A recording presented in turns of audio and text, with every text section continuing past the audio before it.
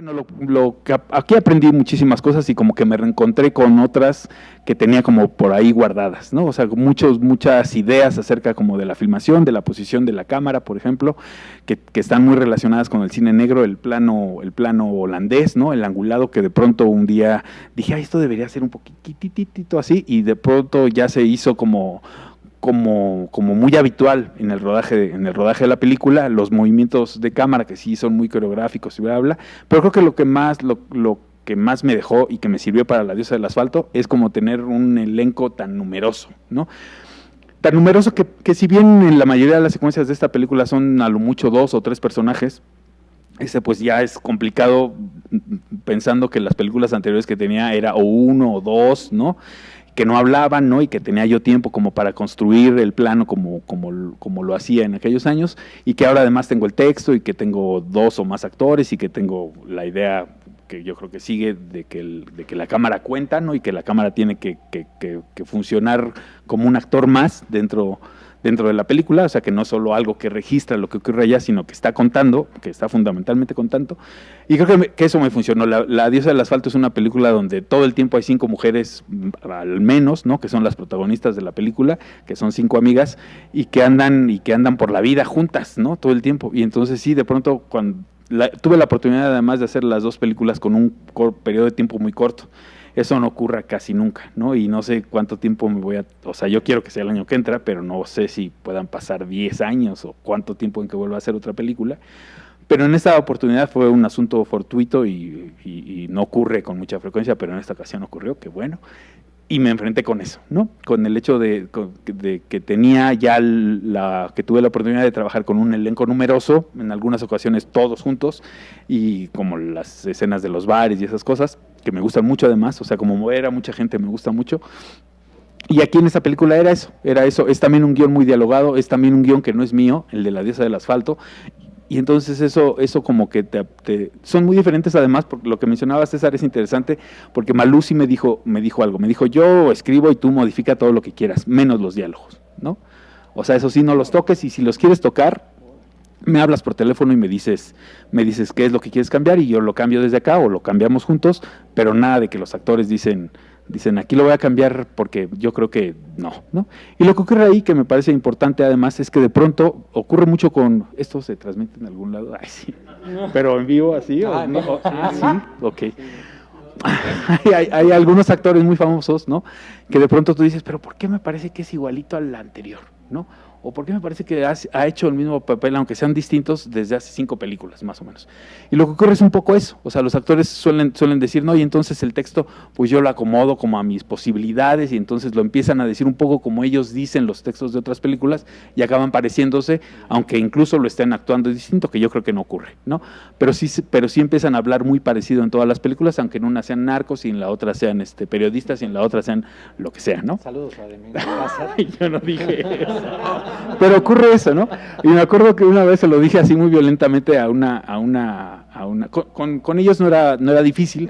O sea, lo difícil era decirle a César o a Diana Lane, decirle no, como está escrito. Busquemos la manera de decirlo como está escrito, y ya si no puedes, pues ya vemos la solución. Pero yo creo que sí se puede, porque además Malú tiene un oído, pues el oído de teatro, ¿no? Y además ha estado relacionado mucho con los actores, ¿no? Entonces sabe más o menos cómo va el asunto. A mí me sería más difícil, o sea, yo escribo unos diálogos horribles. Yo como escritor, no guionista, como escritor de mis guiones, los pasados, soy malísimo, ¿no? Pero bueno. Entonces a ellos era muy sencillo decirles no, como está escrito, pero a las otras chicas, que es un guión mucho más libre, ¿no? Incluso las mismas guionistas de La Diosa del Asfalto me decían, pues si necesitas cambiarle algo, manito, pues cámbiale, ¿no? Pues cámbiale ahí, acomódale. Y entonces era mucho más sencillo, porque además la historia y el guión está muy a flor de piel, y entonces era sencillo como modificarlo. Pero de pronto también es así como que los actores también, ya cuando están muchos, ocurría con ellas, ¿no? Con las actrices de La Diosa del Asfalto, que una decía, yo quisiera como ver si puedo decir esto así poquito de esta forma, ¿no? Y entonces yo decía, bueno, y entonces decía ella, yo también, yo puedo, y yo decía, no, ya no. No, o sea, tú estás diciendo hola, ¿no? ¿Qué quieres decir? O sea, no. Y ya, y es como curioso, pero esas son las 2 películas son muy distintas en el guión, son historias de mujeres las 2, muy interesantes, pero creo que es eso fundamentalmente lo que aprendí. Y al principio decía que me dan oportunidad de experimentar nuevas cosas. Sí, siempre que empiezo una nueva película, pienso que es una oportunidad, quizás la última, que voy a tener de hacer una película y entonces ahí me voy a dar vuelo, ¿no? Uno va teniendo conciencia, por supuesto, y dices, no, pues eso no podría hacerlo porque finalmente quiero que esa película se vea y que el público, que le sea agradable al público y que tenga en la medida de lo posible algún éxito, ¿no? Que salga con a lo mejor 500 copias. Y eso se ríe. Que salga con 10 copias, ¿no? Que dure 3 semanas en 2 horarios en la cartelera y bla, bla, como son como expectativas. Y para lograr eso hay que hacer ciertas concesiones, ¿no? Concesiones. Si no concesiones, como encontrar la manera de que lo hagas de la manera que te resulte, si es que te resulta no satisfactorio, pues que te resulte satisfactorio, ¿no? Y entonces esas cosas como que voy haciendo. Hace poquito fui fui a ver a la misma Malú, al lugar donde vive, y entonces fui a un museo, ¿no? Y me encontré con unos cortos de Bárbara Hammer, que a lo mejor ustedes conocen, una experimentalista de los años, desde los 60 hasta se murió hace muy poquito tiempo. Y entonces pensé que yo siempre quise hacer eso, ¿no? Yo siempre quise ser un cineasta experimental y así, muy libre y como esa serie de cosas, y pues acabé haciendo ficciones académicas. No, no es cierto. Pero era eso, ¿no? Pero uno modifica, o sea, o Werner Schroeter, al que a lo mejor sí conocen también. O sea, siempre quise, o sea, eran como mis ideales de directores, yo viéndome a la lejanía, ¿no? Pero ya no. ¿Y por qué dije eso? Por lo de la experimentación. O sea, porque cada nueva película siempre es una posibilidad de encontrar nuevas cosas, nuevas formas de ver, sobre todo. Creo que el asunto de las películas tiene que ver con eso, con la manera como el director ve aquello que está retratando, ¿no? O que quiere comunicar con los demás. ¿Alguien más? Por favor. Gracias. Lo siento.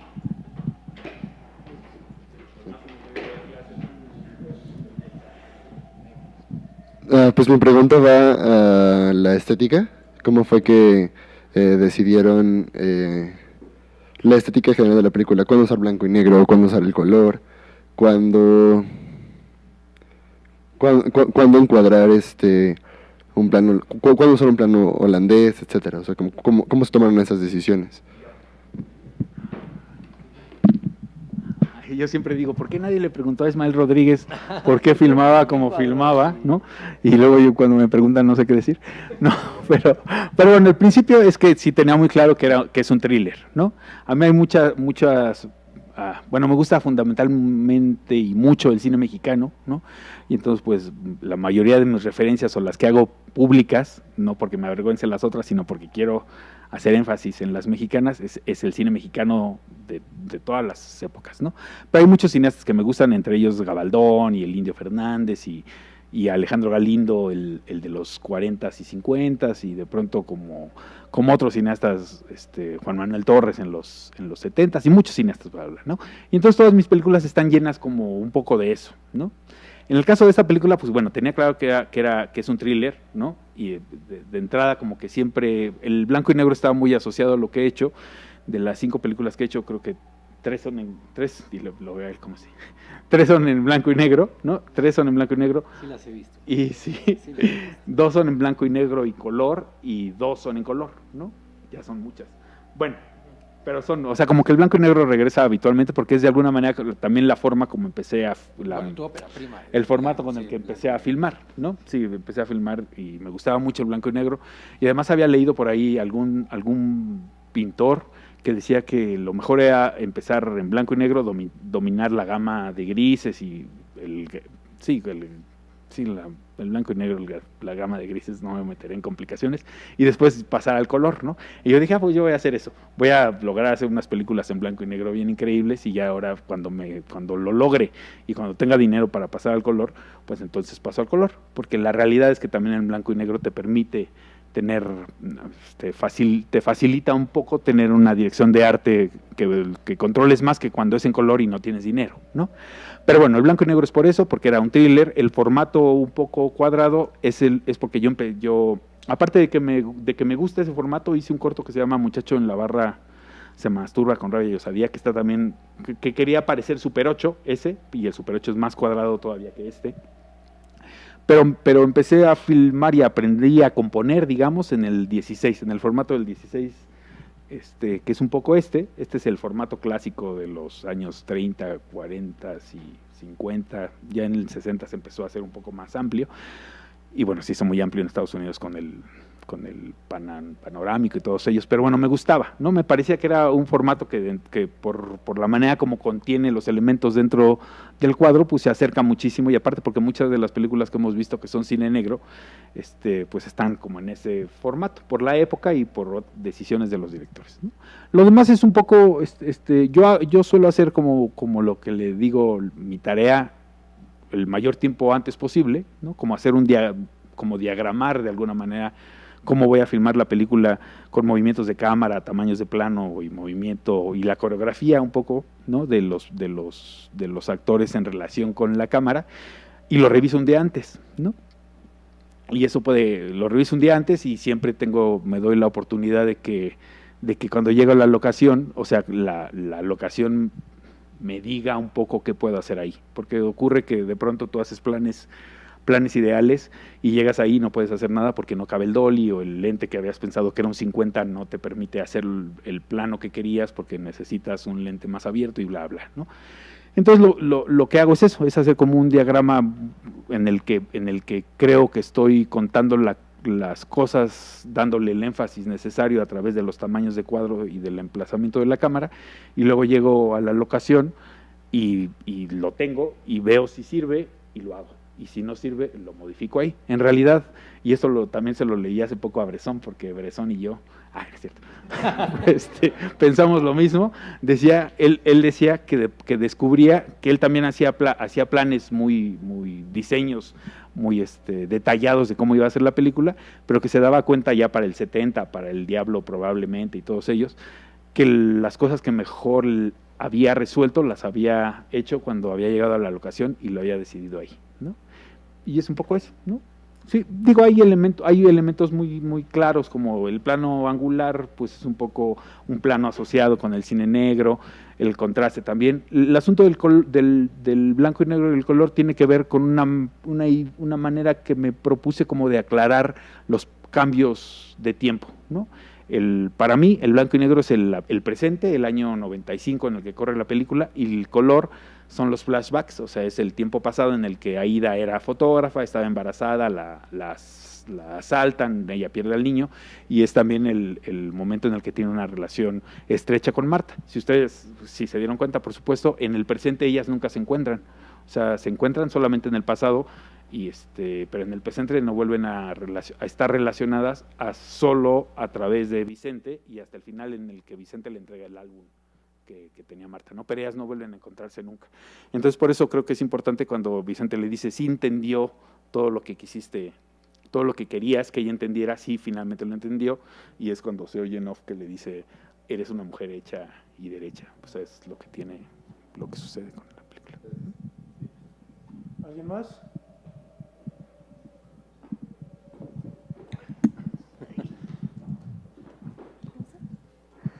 Hola, yo sí tengo un pequeño reclamo. ¿Por qué al final no hay una confrontación para mí digna de la Vengadora? O sea, sueltan a la amiga, ella encuentra a la amiga y ya no se encuentra con los malos. O sea, ella no se enfrenta con los Ajá. malvados.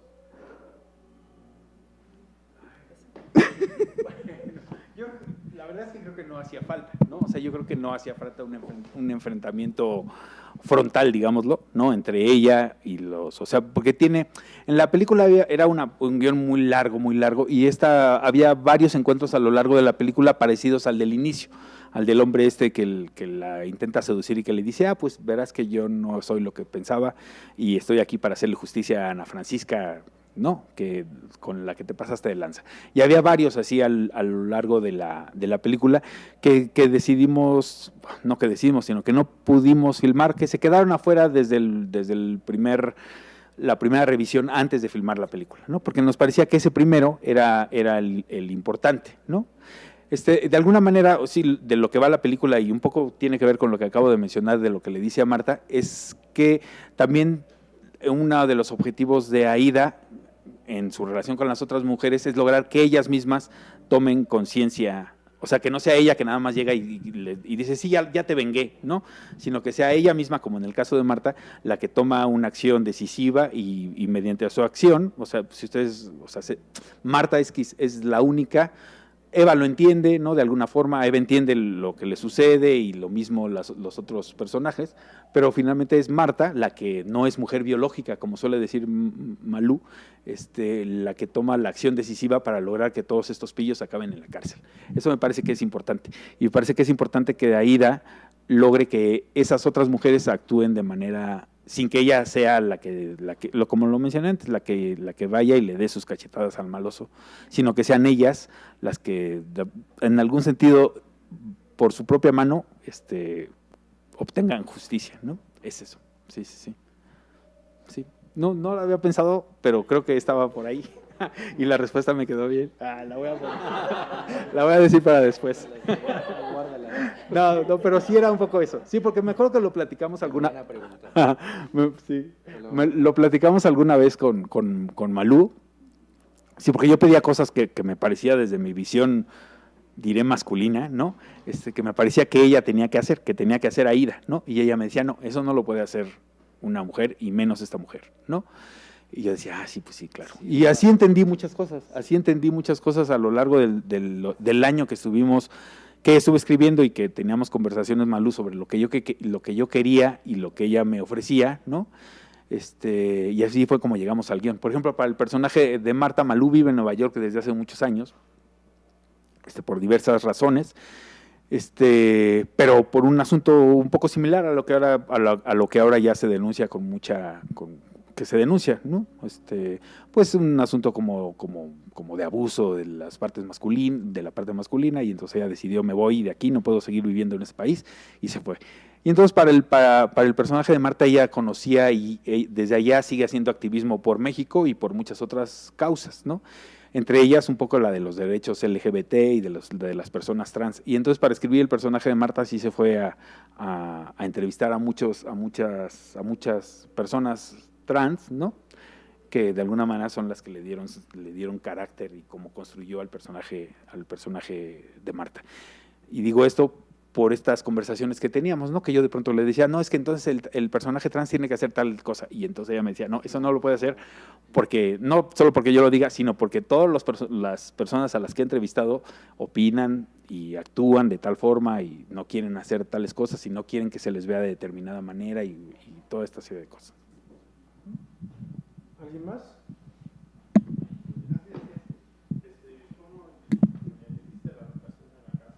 ¿De la casa?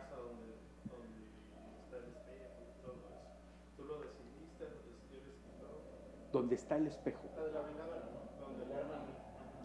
¿Dónde pone la Vengadora? La primera, ¿no? Ajá. O sea, me imagino que las complicaciones para filmar ahí, pues el espacio un poco pequeño. Pero, ¿tú escogiste la casa o el escritor? No, yo. Ajá. La otra, el sótano, ¿y por qué? El ¿Por qué las dos? Ya. Pues lo que hicimos con Malú es que a mí como director no me gusta que me escriban, que me pongan en el guión, sí, que me dirijan desde el guión. O sea, me gusta que haya una cosa como una serie de acotaciones, o sea, que me permitan entender ciertas cosas, además de los diálogos, por supuesto, pero no que me digan la cámara panea hacia la derecha, que ocurre como con alguna frecuencia, sobre todo cuando los guionistas son también directores, o como cuando desde el guión quieren de alguna manera conducir la manera como el director realice sus cosas. Y en este caso Malú me dijo, yo entiendo y no me voy a meter para nada, porque el primer guión sí era un poco así. El primer guión que había escrito ella en el 94, sí era así de close-up, de no sé qué y bla, bla. Y yo lo primero que hice cuando me dio ese guión fue quitar todo eso. Dije, no puedo leer esto así. Y entonces leí todo lo demás, ¿no? Y ya a partir de ese momento entendimos y quedamos de acuerdo en que ya no me iba a dar ninguna clase de indicación en ese sentido. Salvo si dijera la casa tiene ciertas características o es una majestuosa casa, bla, bla, bla. Pero las locaciones las elijo yo. ¿no? Ni siquiera me gusta, hay una cosa que ustedes sabrán que se llama el departamento como de locaciones o la gerencia de locaciones para una película, ¿no?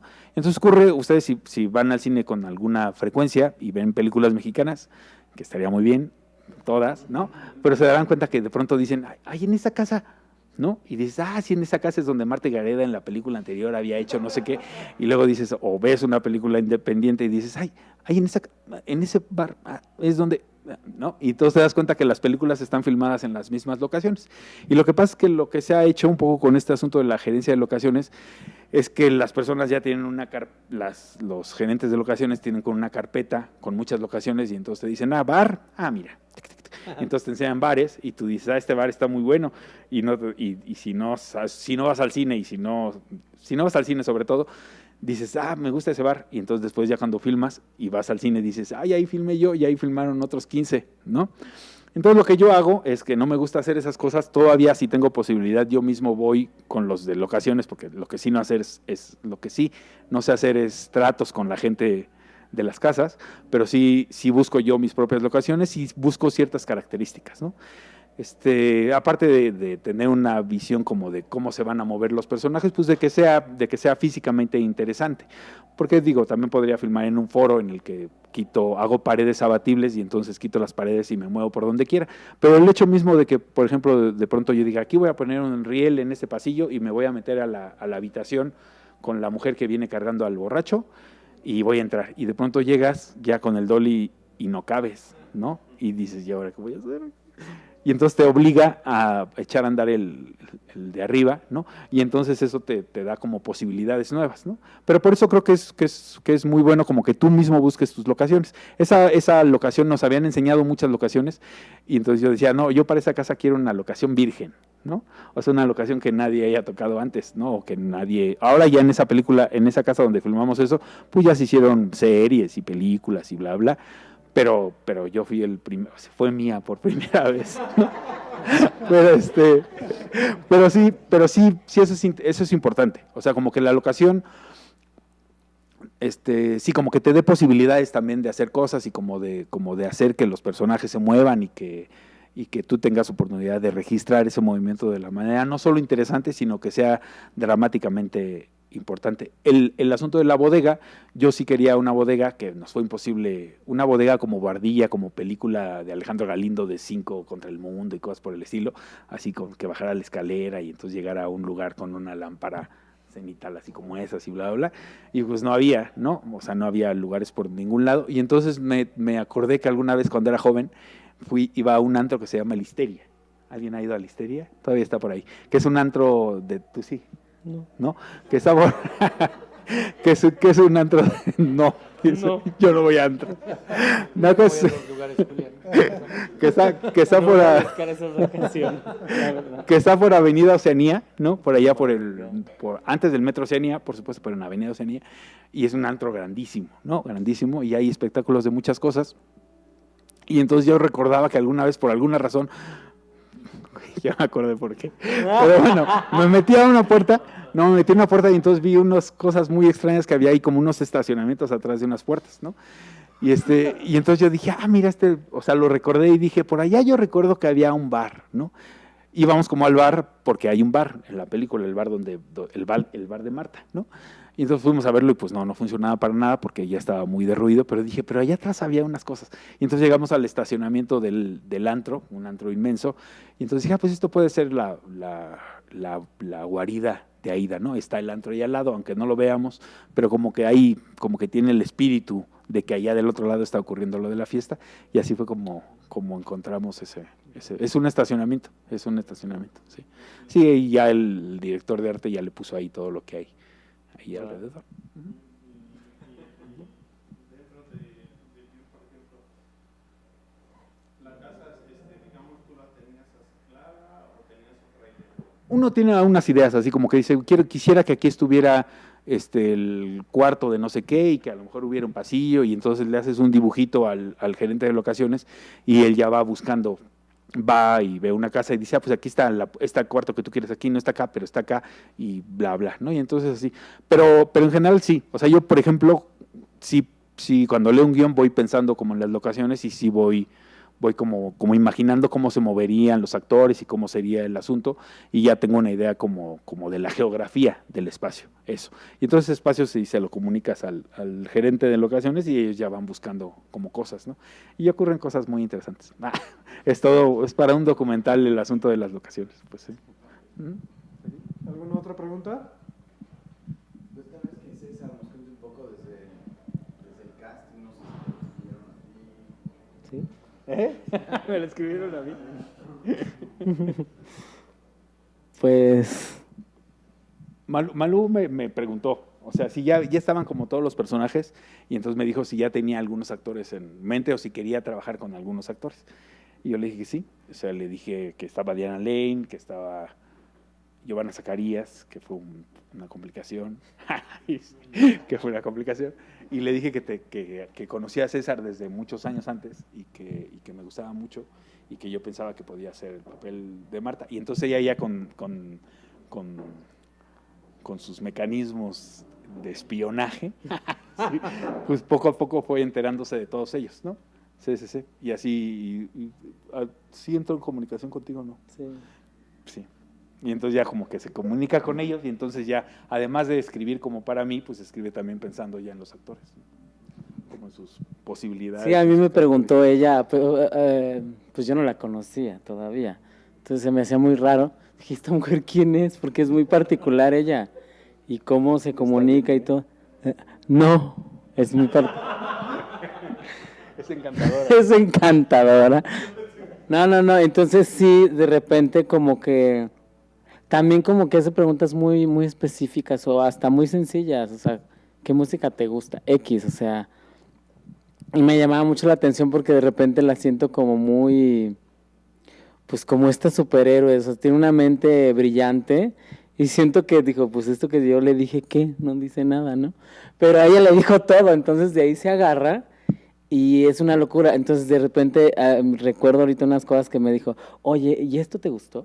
Me decía, sí me gustó, pero yo así nomás. ¿Pero no te gustó mucho o no? Sí me gustó mucho. Es que eres mi estrella resplandeciente.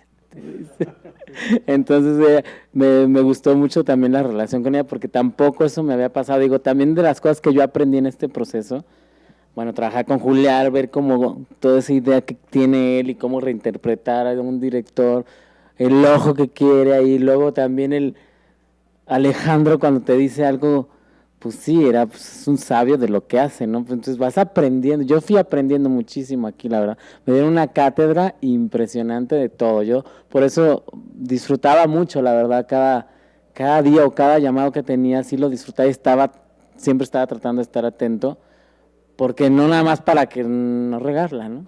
Sino que también para que se me quedara, nutrirme de eso, porque pues no sabes si eso va a volver a existir, ¿no? Entonces, pues que te quede y ya dices, bueno, ya estoy como más afianzado en esta parte, porque también después yo hice otras cosas en escena y me acordaba mucho de estos procesos, de este tipo de cómo voltear a la cámara, cómo los tiempos con el camarógrafo, todo eso lo fui aprendiendo, la verdad. Y también cosas que, pues, Julián me decía, obviamente, ¿verdad? Algo hice. Sí, no, porque de repente sí te deja ir, pero no de más, porque estás muy pendiente de ti. Y pues uno, como eso que dijo hace rato, es bien interesante, porque también lo entiendo después de que ya vi la película, cómo la cámara es como, pues tu cómplice también todo el tiempo, tiene un papel muy importante, pero uno pues se mueve y dice, ay no, pues ahí me está viendo, pues a ver cómo le hago, porque me están grabando a mí, no, pero no sabes hasta el momento que ya está como el resultado, pues te dices, ay, yo no me acuerdo de eso. Y no te acuerdas, sino que ya ves como todo el concepto general o cuando pusiste la cámara que estábamos bailando acá arriba, muchas cosas que yo observé. Entonces mi proceso fue muy, muy padre, yo lo disfruté muchísimo.